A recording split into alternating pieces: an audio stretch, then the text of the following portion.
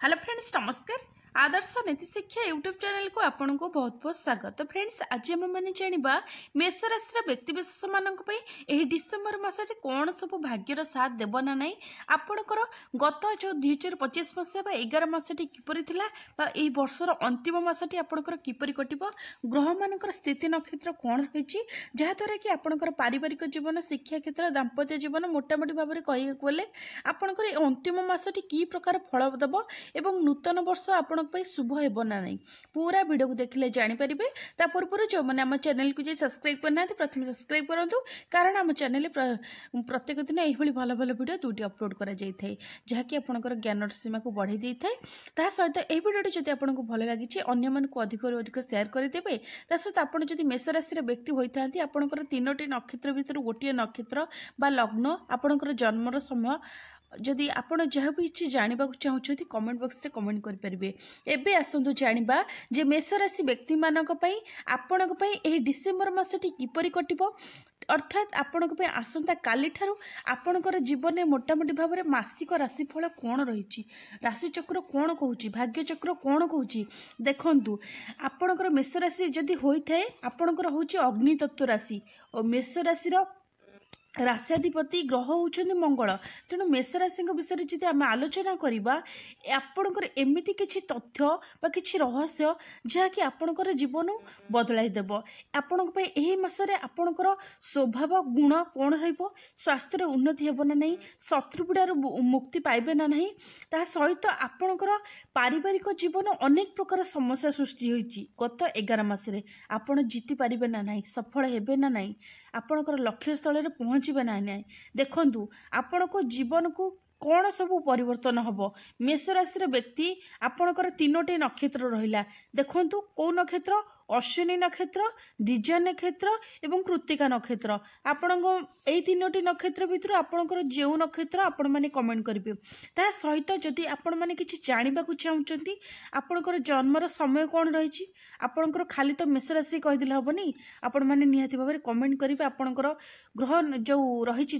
कौन रही आपणकर नक्षत्र कौन रही जन्म समय कौन रही निहाती भाव में जदि जानवा चाहते आपण विषय कमेंट करेंगे ता सहित एमाने होउछन्ति गोटे ये जो 3टी नक्षत्र कहली एमाने होउछन्ति आद्य पाद्य जन्मग्रहण कर देखा दे से राशि जदि आम जाना जे आपणकर केमिति जानबे जे आपणकर होउछि मेष राशि तापर तो जानबे ना आपणकर भाग्य केमिति कौन साथ दउछि सब देखिए आपणकर राशि नामर प्रथम अक्षर चे चु चो ल ली लु स हो ए यही सबू यही अक्षर गोटे होता है मेष राशि ता छड़ा आपणकर मध्य रही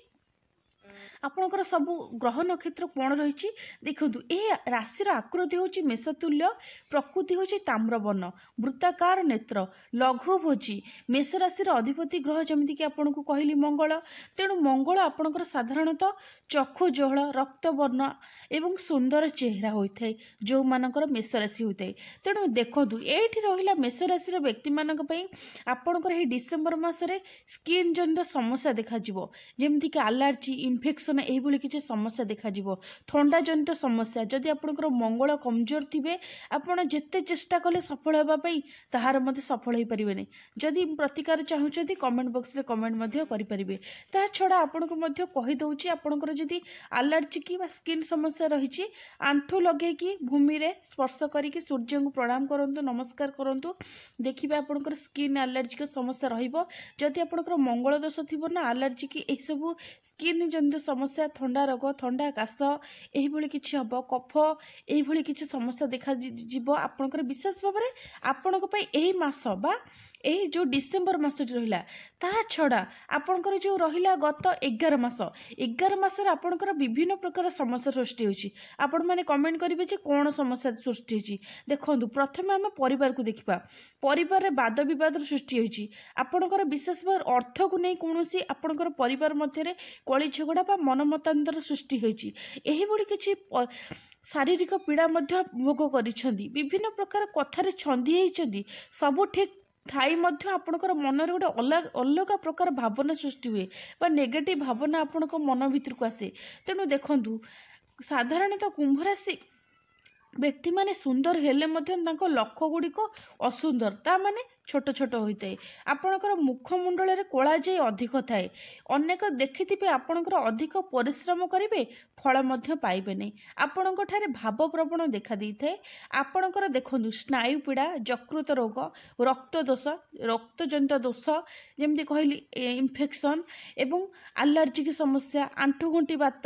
ଏହିଭଳି କିଛି ସମସ୍ୟା ବା ମୋଟାପଣ, ଥାଇରଏଡ଼, ଏହିଭଳି କିଛି ସମସ୍ୟା ଆପଣଙ୍କର ଏହି ଡିସେମ୍ବର ମାସରେ ହିଁ ଦେଖାଯିବ। ମୋଟାମୋଟି ଭାବରେ କ'ଣ ରହିଛି ସମ୍ପୂର୍ଣ୍ଣ ଭାବରେ ପ୍ରତିକାର, ଯାହାଦ୍ୱାରା କି ଆପଣଙ୍କର ଏହି ମାସଟିକୁ ଯଦି ଶୁଭମୟ କରିବାକୁ ଚାହୁଁଛନ୍ତି, ନୂତନ ବର୍ଷଟା ଯେଉଁ ଆରମ୍ଭ ହେଉଛି ତାକୁ ଆପଣ ଯଦି ଶୁଭମୟ କରିବାକୁ ଚାହୁଁଛନ୍ତି, ନିହାତି ଭାବରେ ଭିଡ଼ିଓଟିକୁ ଶେଷ ପର୍ଯ୍ୟନ୍ତ ଦେଖିଲେ ଆପଣମାନେ ସବୁ କିଛି ବୁଝିପାରିବେ ଏବଂ ଜାଣିପାରିବେ। ତାହା ସହିତ ଆମେ କେମିତି ଜାଣିବା ଯେ ଆପଣଙ୍କର ସ୍ୱଭାବ ପ୍ରତି ମୁହୂର୍ତ୍ତରେ ସବୁ ବ୍ୟକ୍ତିବିଶେଷଙ୍କର ସ୍ୱଭାବ ମଧ୍ୟ ବଦଳିଥାଏ ବା ପରିବର୍ତ୍ତନ ହୋଇଥାଏ। ସେହିଭଳି ଭାବରେ ଆପଣଙ୍କର କ'ଣ ରହିବ ପରିବର୍ତ୍ତନ, ଏଇ ସ୍ୱଭାବ କ'ଣ ରହିବ, ଏ ଡିସେମ୍ବର ମାସରେ ଆପଣଙ୍କର ମନରେ କ'ଣ ରହିବ, ଆପଣଙ୍କର ମାଇଣ୍ଡ ସେଟ୍ କ'ଣ କରିବେ। ଆପଣଙ୍କର ସାଧାରଣତଃ ଦେଖନ୍ତୁ ଯେଉଁମାନେ ମେଷରାଶି ବ୍ୟକ୍ତି ଅଛନ୍ତି, ଆପଣଙ୍କ ପାଇଁ ଏହି ଡିସେମ୍ବର ମାସରେ ବା ଡିସେମ୍ବର ମାସ 16 ତାରିଖ ପରଠାରୁ ଆପଣଙ୍କର କୌଣସି ଉଚ୍ଚ ମନ ରଖିବେ, ଉଚ୍ଚ ଅଭିଳାଷୀ, ସାହସୀ ହେଇଯିବେ, ସଂଗଠକ ହେବେ, କୌଣସି କାର୍ଯ୍ୟକୁ ନେତୃତ୍ୱ ନେବାର ଅଧିକାରୀ ଆପଣ ହୋଇଯିବେ। ମଣିଷର ସେବା ଆପଣଙ୍କର ଭଗବାନ ସେବା ସହିତ ବୋଲି ଚିନ୍ତା କରନ୍ତି ଏବଂ ଅନ୍ୟକୁ ସାହାଯ୍ୟ କରି କରି ମଧ୍ୟ ନିଜେ ଠକାମିରେ ପଡ଼ିଯାଆନ୍ତି। ଏବଂ ଆପଣ ଦାନ କରିବେ, ପର ଉପକାର କରିବେ। ଆପଣଙ୍କ ପାଖେ ଟଙ୍କାଟାଏ ନଥିଲେ ମଧ୍ୟ ଆପଣ ବହୁତ ସାହାଯ୍ୟ କରିବେ। ସାଧାରଣତଃ ମେଷରାଶିର ବ୍ୟକ୍ତି ସାହାଯ୍ୟକାରୀ ହୋଇଥାନ୍ତି। ତାହା ଛଡ଼ା ଆପଣ କାହା ଉପରେ ବା କାହା ଅଧୀନରେ କିଛି ରହିବାକୁ କେବେ ବି ପସନ୍ଦ କରିବେ ନାହିଁ, କିନ୍ତୁ ଆପଣଙ୍କୁ ରହିବାକୁ ପଡ଼ିବ।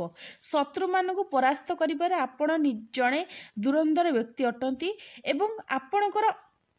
ନିହାତି ଭାବରେ ଆପଣଙ୍କର ଲକ୍ଷ୍ୟ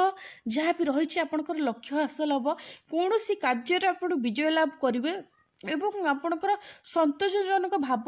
ନିହାତି ଭାବରେ ଆପଣଙ୍କର କର୍ତ୍ତବ୍ୟ କରିଚାଲନ୍ତୁ। ଦେଖିବା ଆପଣଙ୍କର ଭାଗ୍ୟ ମଧ୍ୟ ଆପଣଙ୍କୁ ସାଥ ଦେବ। ଏହି ମାସଟି ମୋଟାମୋଟି ଭାବରେ କହିବାକୁ ଗଲେ ଆପଣଙ୍କ ପାଇଁ ବିଶେଷ ଖରାପ ନାହିଁ। ତେଣୁ ଆପଣଙ୍କ ପାଇଁ ତଥାପି କିଛି ରହିଛି, ପ୍ରତିକାର ରହିଛି। ଆପଣଙ୍କର ବିଶେଷ ଭାବରେ ପାରିବାରିକ ସମସ୍ୟା ଦେଖାଦେଉଛି। ତ ନିହାତି ଭାବରେ ଆପଣଙ୍କର ଗୋଟିଏ ଖରାପ ଗୁଣ ହେଲା, ବିଶେଷ କରି ମେଷରାଶିର ବ୍ୟକ୍ତିମାନେ ହୁଅନ୍ତୁ,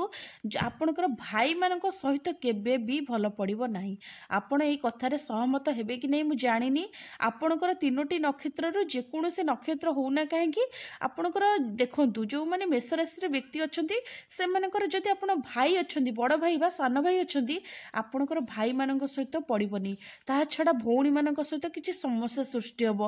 ଏମିତି ଛୋଟ ଛୋଟ କଥାକୁ ନେଇ ସମସ୍ୟା ସୃଷ୍ଟି ହେବ, ଯେଉଁ କଥାର କି କିଛି ମୂଲ୍ୟ ହିଁ ନଥିବ, ସେଇଭଳି କିଛି। ଆପଣଙ୍କର